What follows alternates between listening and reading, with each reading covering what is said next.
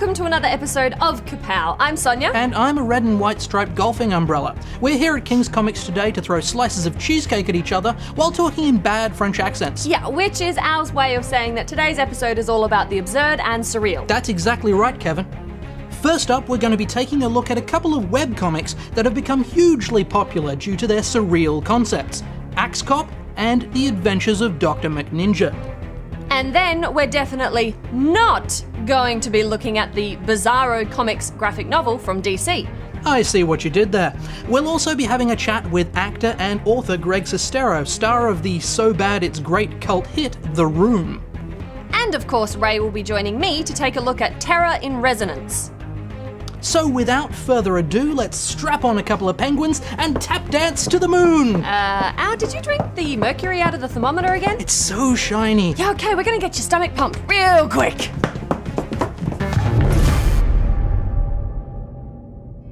The internet is a great place to find things, beyond awesome comic book review shows. It's also the best place to find bizarre and weird things. Absolutely. I mean, think of the things the internet has brought us. You've got conspiracy theory blogs, you've got a video of charity Santas having a street fight, you've got a painting series of former US presidents made up to look like Disney princesses. Yeah. And then there's the aqueduct and sanitation. No, that was the Romans. That was the last two. Yeah, Romans. yeah. But the point still stands. The internet is a treasure trove of the surreal and weird, so where better to look for the world's weirdest comics than, the internet. This is true, and the two series that we're looking at today, although they have since been picked up for publication by Dark Horse, began and continue as webcomics. First off, and in descending order of insanity, we have Axe Cop. You remember when we said about the bizarre stuff that you can find on the internet? Well, how about a comic starring a psychotic policeman with an axe that was written by a 5-year-old boy? Some comic characters are inspired by personal experience. Some are political or social statements. Axe Cop came around when 5-year-old Malachi Nicol was playing with his brother Ethan and happened to have a plastic axe. Yeah, and if Ethan Nicol hadn't happened to be a comic artist, the character wouldn't have really gone any further than that. And the world would be poorer for it.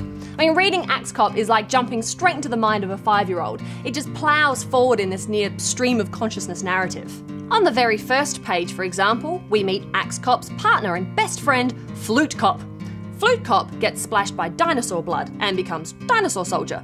And then later he eats an avocado and becomes Avocado Soldier. Later still, he gets hold of a unicorn horn and becomes Avocado Soldier, but then he uses the horn's magic to wish himself back to being plain old Dinosaur Soldier again. And honestly, that's probably some of the most straightforward stuff that happens in this comic. I mean, I guess that's the real appeal of it. There are no rules here. Anything can happen, and it usually does, with hilarious results. I did laugh a lot reading through this, especially in the Ask Axe Cop segments. It's just so much fun. Whether Axe Cop is chopping off the heads of robbers, or aliens, or Vikings, or, just riding a flying T-Rex with machine gun arms to the moon, you can bet it will be something you haven't seen before. It's a buy from me.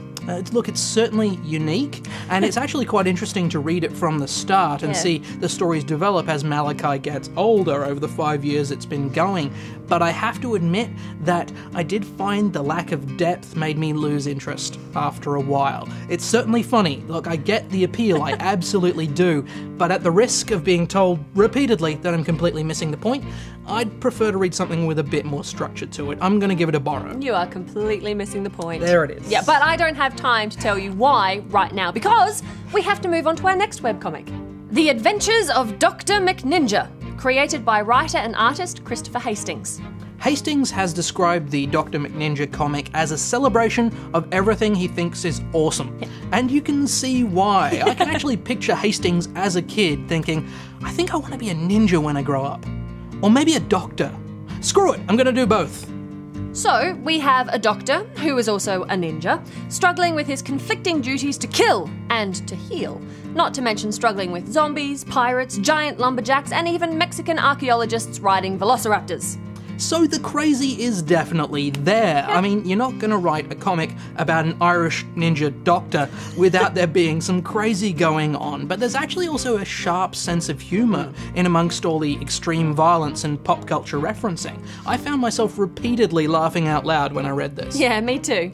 There's a similarity to Deadpool in this series, both in the humour and in the fact that it's got a guy in a mask whipping off heads with some sweet ninja sword work. So any fans of Wade Wilson should definitely give this one a read. And I'm a big fan of the art style as well. It's a buy from me. Yeah, and a big buy from me as well. Look, I think everything that I'm looking for in a webcomic is right here.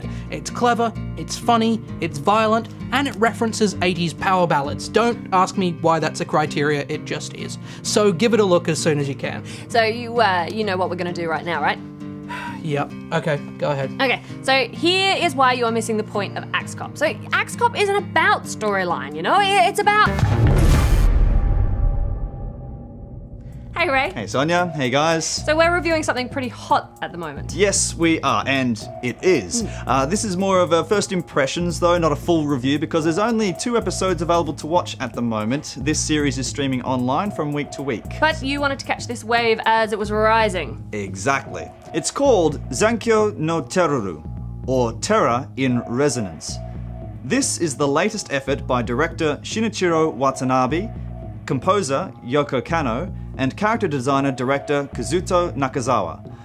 The series takes place in a seemingly complacent, alternate version of Tokyo, where a terrorist attack has devastated the city. Widespread paranoia ensues as the government desperately scrambles to identify the culprits who, unbeknownst to the authorities, go by the names 9 and 12 under a faction called Sphinx. Their objective is to wake the world from its reverie. The premise is thrilling, and straight away we're into that action. Yeah, the start of the series is very cinematic. Yeah. It feels very much like a giant film as opposed to the episodic nature of most anime series, which is really nice. Think something like Kids on the Slope as opposed to Cowboy Bebop. Yeah, and the character design is really solid too. I mean, we've only seen the tips of these icebergs. It's all very mysterious. Yes, and I like how we haven't established a hero figure as such yet. We have our main characters, those of the terrorists, the accomplice, and the investigators, but to categorize them in a hero or villain sense doesn't feel quite right. I sense that Watanabe is going to pull the rug out from under us with this one. It's exciting. It is. Yeah. It's suspenseful. I think the combination of still frames and minimal sound support this intention. By focusing on these characteristics, it contrasts to the roar of the stimuli often associated with large cities. Think of going into a shopping centre when everything is shut. You know, you stop and listen to the silence and it eerily draws you in. Absolutely, and it goes without saying that the character design is perfect for this story. If you like the art in Kill Bill Volume 1 or the Animatrix, for example, then you might want to take a look at this series. Nakazawa gives the characters a sharper look with angular, slightly elongated features. This helps create an edge, if you like, to this world. There's also a nice use of contrasting shots too. It's set in summer, so outside there's lots of white light bathing everything in a very flat spectrum, but spliced in between these scenes are shadowy, silhouetted shots where the light source may only be that of a window or an exit sign. The action is beautifully depicted, once again boasting the advantages of animation over live action. The flexibility of shots and sequences makes for compelling storytelling. I'm glad you mentioned that because I thought Watanabe is really trying to give the camera a character here as opposed to his other works. For example, when a character is running, he might shift the focus in and out to give a sense that we're part of the action too, as though we were trying to capture that moment for ourselves. In another moment, I noticed that instead of staying still on 2 stationary characters, the camera moves ever so slightly as though it were breathing. That's really well observed. Thanks, but I can't take full credit. I don't think I would have noticed if I hadn't seen the subtitles moving within the frame. But this kind of documentary style, or it makes it feel like a documentary because it's gritty. And that's an interesting choice because I anticipate that this series is going to be a statement on humanity and our role on Earth. Yeah, it does have that kind of vibe to it, doesn't it? And I thought the dialogue was really natural too, did you? Oh yeah, I did for the most part. It's economic, which is nice, and we allude to the circumstances and the character histories as opposed to broadcasting them. What have you thought of the series overall though, Sonya? So far? Yeah.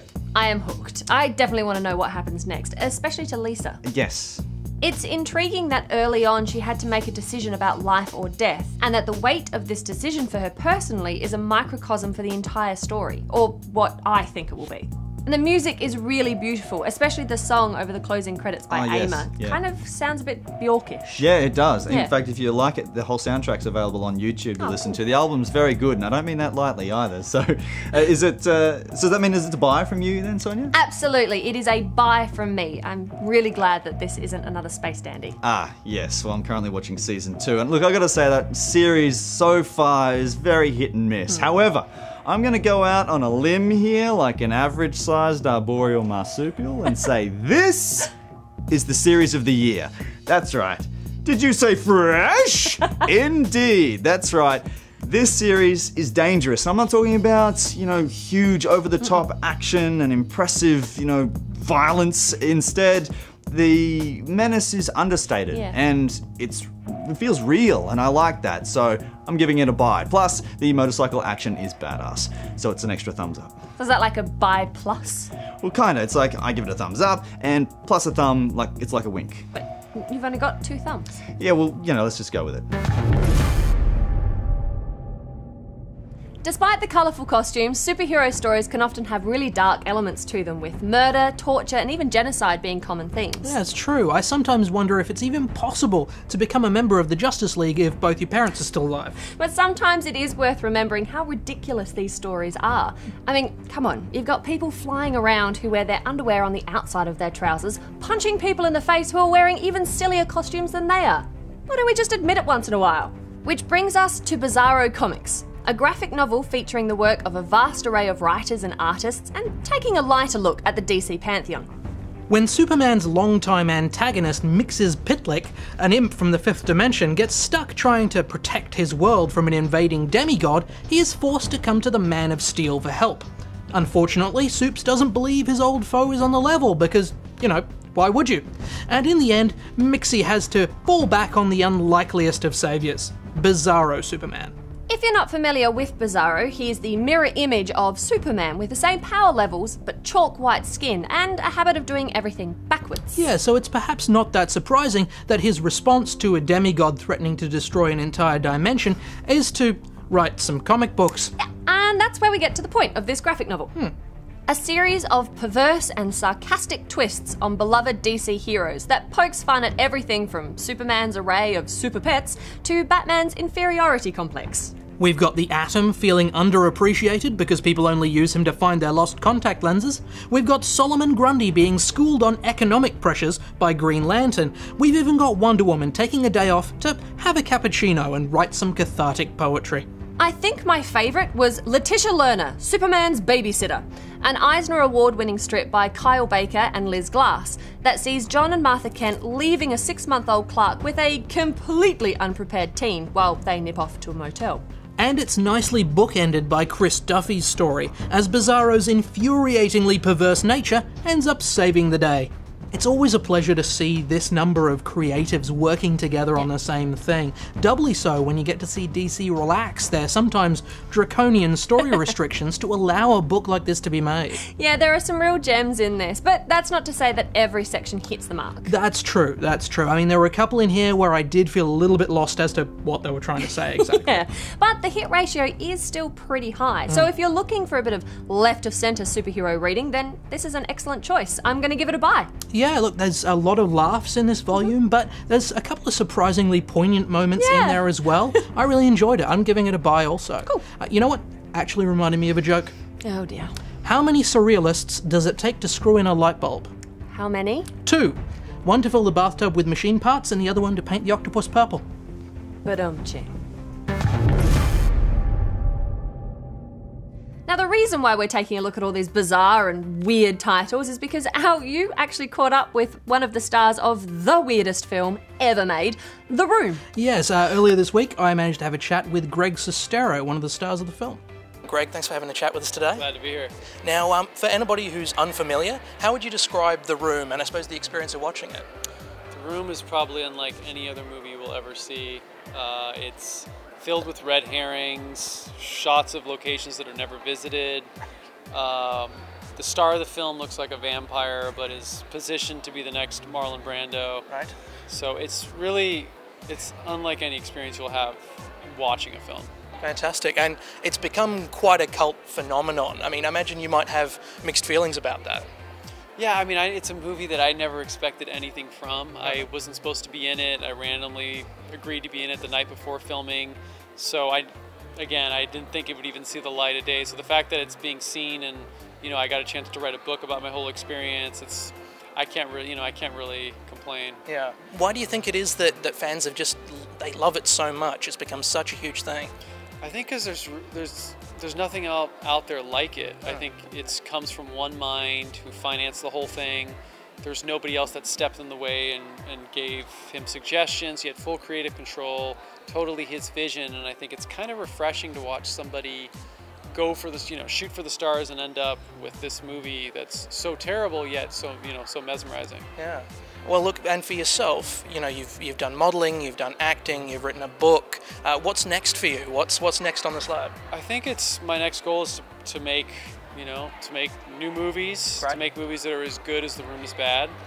Which I like impossible challenges, and I think this is one of them. Sure. So The Room has basically given me great experiences to meet, really, really great people, travel the world, and now I'm hoping to, take that audience in a new direction.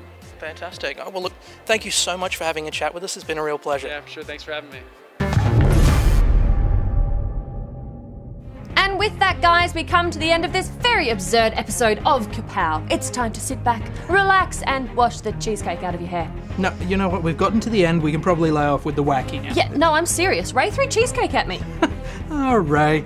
Every episode is the absurd episode for him. I think we should get him tested. Yeah, for something. And as with every episode, guys, make sure you get onto us on Facebook or Twitter. Maybe you can let us know what your favourite absurd comic is. And don't forget to subscribe to the show. So until next time, Bye.